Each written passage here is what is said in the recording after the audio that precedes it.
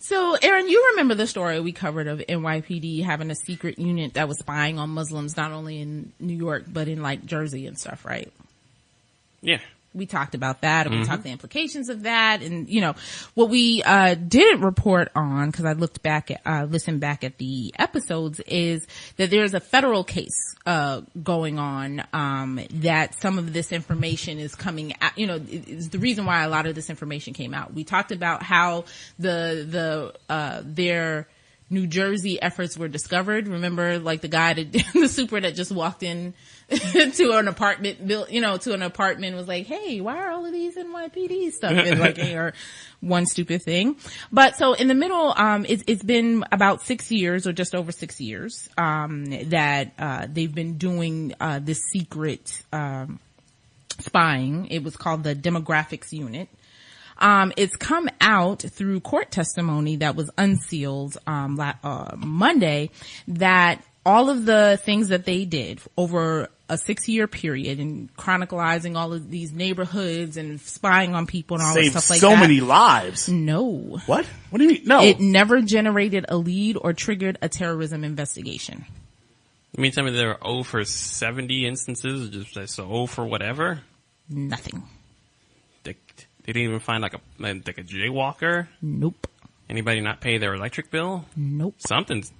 Can't be staring at people for years and just got nothing? Nope. Did any one of them late on their cell phone bill payments? I mean,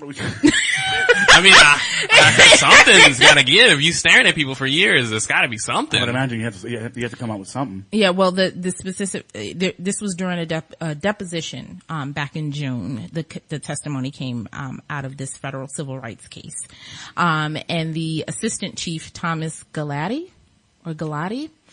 said none of the conversations the officers overheard ever led to a specific case. He said, I never made a lead from rhetoric that came from a demographics report, and I've been here since 2006. I don't recall other ones prior to my arrival. There's always a possibility, but I'm not aware of any. It's nothing like they didn't even like say playing like a Street Fighter and they just turn off the Xbox in a huff in the middle of a game. Nothing. Walk outside barefoot. You don't like that one, Elder, when they were walking outside barefoot. Not illegal, apparently, though, unfortunately. Yeah, all right. Well, you know what? At least the NYPD is at least. I mean, yes, this was a problem, and this is something they're probably being looked into. But I mean, the fact that we know about this probably means that they're working on it, and that the fact is that it's not that big a deal. Like in New York, we really do respect the police, and then we know that they are just a strong force that really tries to protect everyone equally and fairly. No. Damn it, so how many cops are just sitting there staring at blacks and Spanish and Muslim people, just staring at them? Just staring at them. All day. What percentage of our police force is just assigned with staring at brown people? I don't have that statistic, Aaron. I can look into it. I don't believe that it's probably there. There is a statistic that I have, though, Elon. What statistic do you have? Majority in New York City see police as favorable to whites. What? No! That's impossible. That's not true. Just no. Where's the science? Well, I hear no science in your words. 80%. No, that's not the right statistic. It's actually 64% feel that there's a favoring of whites, but specifically 59% of people believe that whites are treated better than blacks. Basically, the majority in New York believe that. Of course, when it goes to different groups, I believe it's 80% of black people believe that whites are treated better, and about 48% of whites believe that. It was a study that the New York Times put out yesterday, and I ended up covering that today on Elongated Thoughts, because it was one of those studies that we talk about that you kind of just go, seriously, this is a study that you did. That people feel like whites are treated better. Snooze.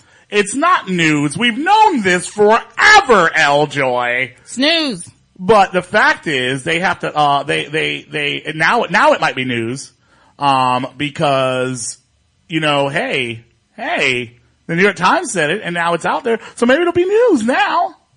But the best part about it was, there's a quote. I literally just tweeted out the quote while we're on air, because that was the quote that stuck out to me the most in the article. It was, there was a woman that they interviewed, and I quoted it saying, but some New Yorkers, while conceding that the police show favoritism for one race over another, said that the stop and frisk tactics ends justify the means.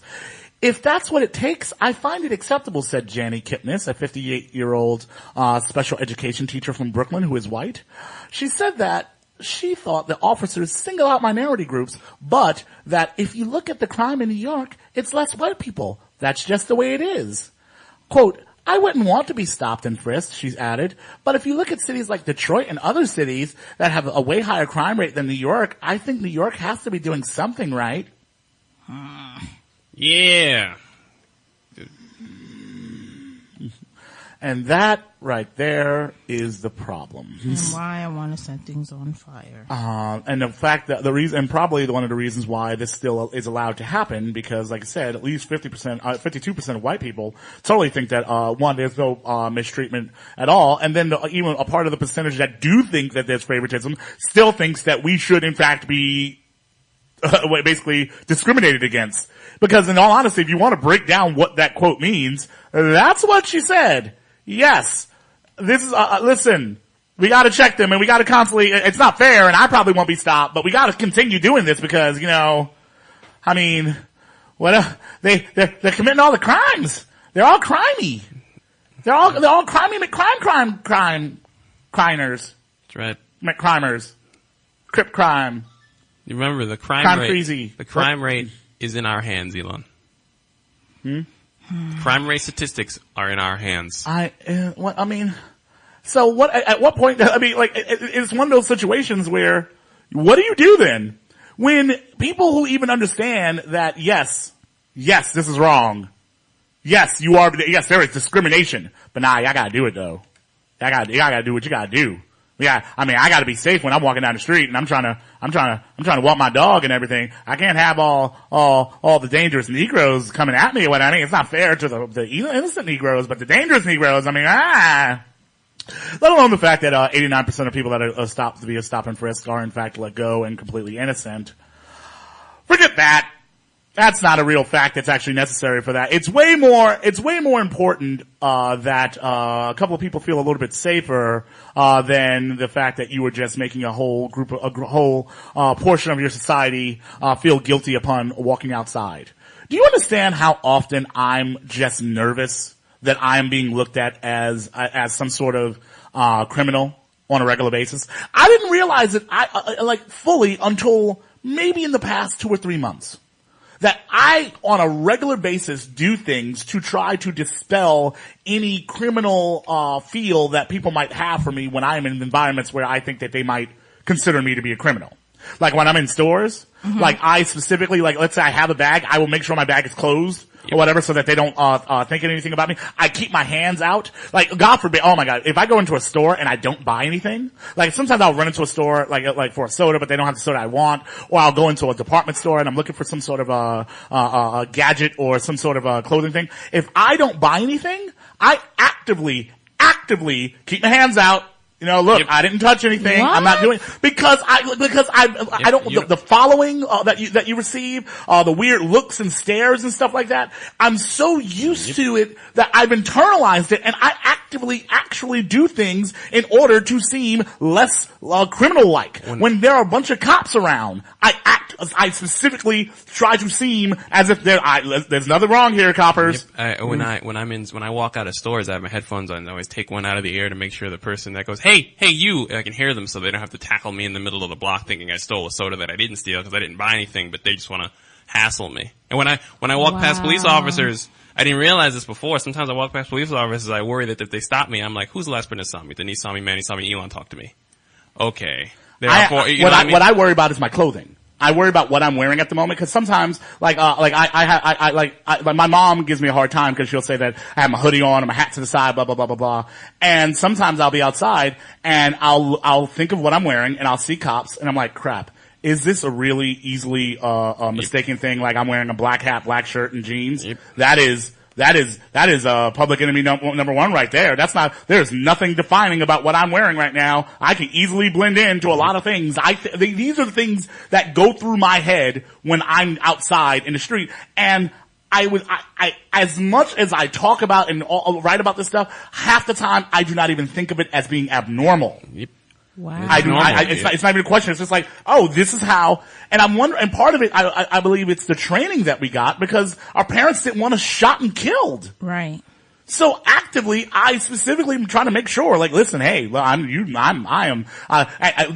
tone, like, if I am good afternoon, how may I help you? I'm sorry, I'm unfamiliar with what you're speaking of. Like, I am very, very, very careful. I'm very careful about being seen as being threatening or menacing at all.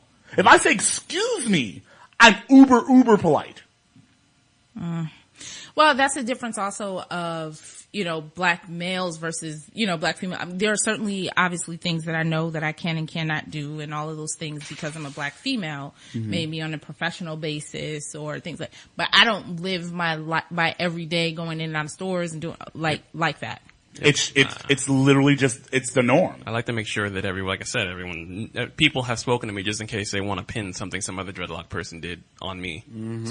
So now it's like rapport. It's like, you can look and find out where I've been for the past 10 hours. And I also recognize there's a difference because, and I've discussed this before, being raised with exceptionalism, that I also don't do that as well. Like I don't, and you guys have talked about it before where we go places or whatever and they were like, you just walked in there and acted as if you were deserving of, like, I was raised with exceptionalism. And I believe, and you know what? I think that is also why I sometimes we always talk about Eljoy, Eljoy walks around like she got white privilege. We go and completely confused as to what she's doing because I'm so used to specifically not doing certain things and specifically being very careful and not wanting to be perceived in a particular manner that like I wouldn't dare do some of the stuff that Eljoy says or does. You try to halt me from doing there.